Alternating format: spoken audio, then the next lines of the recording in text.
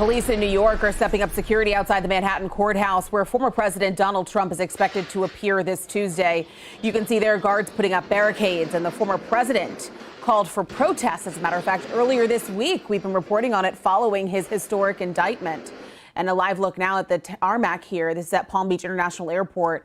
You can see where that plane sits. We know that the former president will be flying out to New York, where he is expected to face a judge. But with just over a day before that hearing, Trump still remains at his Mar-a-Lago estate. And that's where so many Trump defenders have been gathering day after day, showing their support for the former president. Local 10's Trent Kelly is there live now.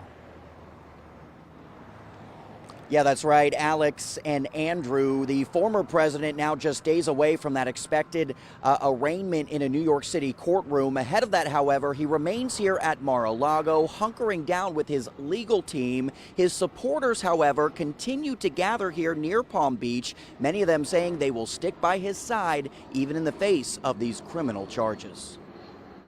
Small groups continuing to gather near the Palm Beach estate of former President Donald Trump on Saturday, days after his historic indictment in a New York City court. They're not going after Donald Trump because he's a criminal.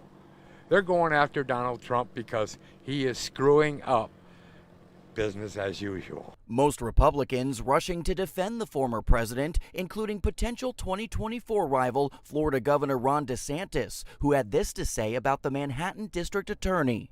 Now he turns around purely for political purposes and indicts a former president on misdemeanor offenses that they're straining to try to convert into felonies.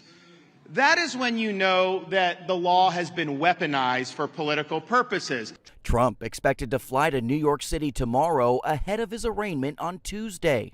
The whole issue with the indictment is just another step in them trying to intimidate and discourage the whole movement. Outside Mar-a-Lago, Trump's supporters vowing to vote for the former president, even as he faces criminal charges. We got to get him back in office. If he doesn't end up in office, the United States is done. And if President Trump sees this interview, I want him to know that we respect him, we love him. And we did learn just a few days ago that the former president is said to be facing some 30 charges in connection to this case, at least one of them said to be a felony charge. That indictment itself, though, remains under seal until that arraignment can take place on Tuesday. In the meantime, former President Trump's supporters will continue to gather here near Palm Beach. In fact, we're told some are planning to hold another rally later this afternoon at 2 p.m. But for now, things still quiet here in Palm Beach. For now, though, that is the latest live from Palm Beach this morning. I'm Trent Kelly, Local 10 News.